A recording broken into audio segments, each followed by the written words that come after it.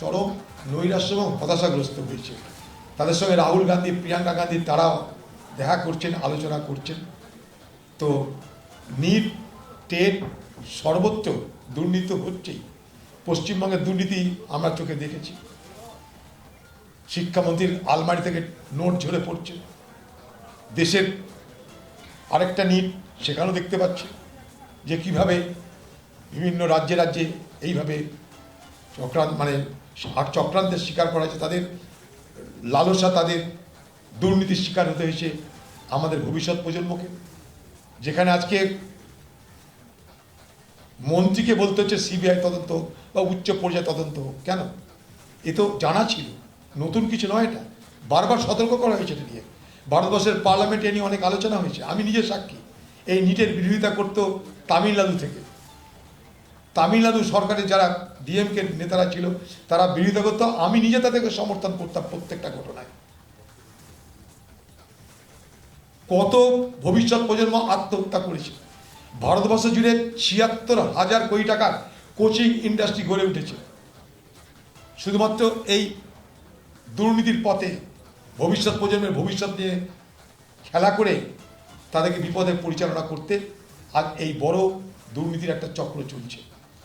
আমরা সবসময় রাজ্যের হাতে অধিকার চেয়েছি। গোটা বিষয়টাকে কেন্দ্রীভূত করা হচ্ছে, তার আমরা প্রতিবাদ করেছি। নিট নামক ব্যবস্থাটাকে সামনে রেখে গোটা শিক্ষা ব্যবস্থার উপরে যে কেন্দ্রীয়করণ করা হয়েছে, আমরা তার বিরোধিতা করেছি। এটা আমরা বিরোধিতা করেছি যে কেন কেন্দ্রীয়করণ করা হবে। কারণ একটাই, শিক্ষা হচ্ছে কনকারেন্ট লিস্ট। শিক্ষায় কেন্দ্র রাজ্য উভয়ের ভাগ থাকে। যেখানে কনকারেন্ট লিস্ট, যৌথ তালিকায় পড়ে শিক্ষা, সেখানে একতরফা সিদ্ধান্ত কেন কেন্দ্রীয়ভাবে নেওয়া হবে, এটা আমরা আগেই বিরোধিতা করেছি। একটু আমাকে হলো আমাকে নেবে জিজ্ঞেস করতে দেখে বলে দিয়েছি।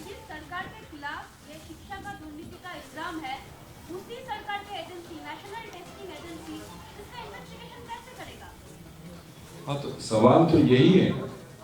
आज पूरे देश में जो सब बच्चों का सड़कों पर प्रदर्शन है, प्रोटेस्ट है, और जिसके बारे में कल हमारे नेता राहुल गांधी जी ने विस्तार से मतलब उनका समर्थन करते हुए कुछ सवाल खड़े किए।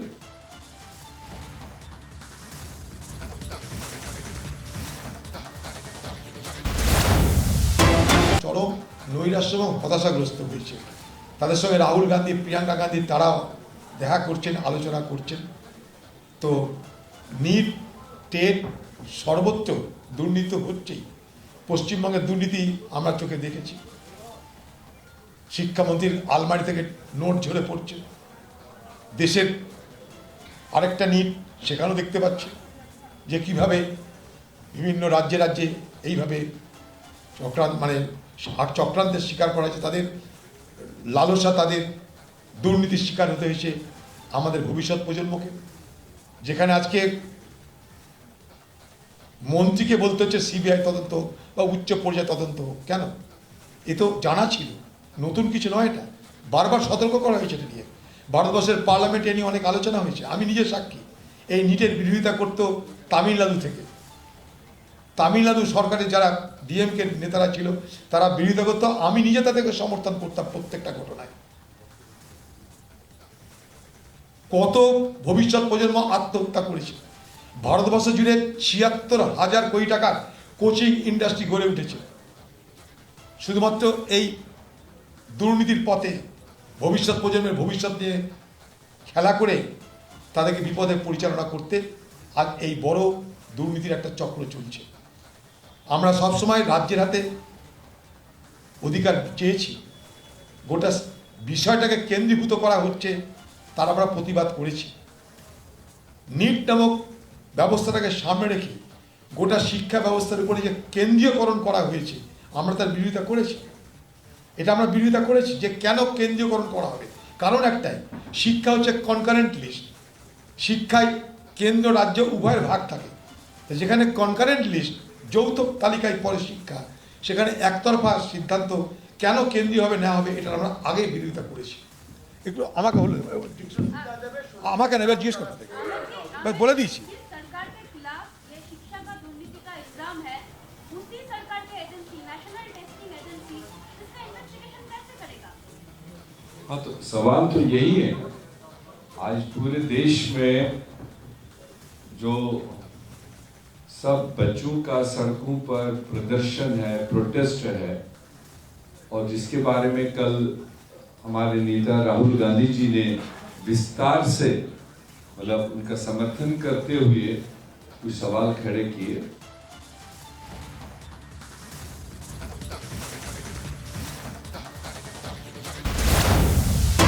চরম নৈরাশ্য এবং হতাশাগ্রস্ত হয়েছে। তাদের সঙ্গে রাহুল গান্ধী, প্রিয়াঙ্কা গান্ধী তারাও দেখা করছেন, আলোচনা করছেন। তো নিট, টেট সর্বত্র দুর্নীতি হচ্ছেই। পশ্চিমবঙ্গের দুর্নীতি আমরা চোখে দেখেছি। শিক্ষামন্ত্রীর আলমারি থেকে নোট ঝরে পড়ছে। দেশের আরেকটা নিট, সেখানেও দেখতে পাচ্ছি যে কিভাবে বিভিন্ন রাজ্যে রাজ্যে এইভাবে চক্রান্তের শিকার করা হয়েছে। তাদের লালসা, তাদের দুর্নীতির শিকার হতে হয়েছে আমাদের ভবিষ্যৎ প্রজন্মকে। যেখানে আজকে মন্ত্রীকে বলতে হচ্ছে সিবিআই তদন্ত বা উচ্চ পর্যায়ে তদন্ত হোক। কেন? এ তো জানা ছিল, নতুন কিছু নয়। এটা বারবার সতর্ক করা হয়েছে। এটা নিয়ে ভারতবর্ষের পার্লামেন্টে নিয়ে অনেক আলোচনা হয়েছে। আমি নিজে সাক্ষী। এই নিটের বিরোধিতা করতো তামিলনাড়ু থেকে। তামিলনাড়ু সরকারের যারা ডিএমকে নেতারা ছিল তারা বিরোধিতা করতো। আমি নিজে তাদেরকে সমর্থন করতাম প্রত্যেকটা ঘটনায়।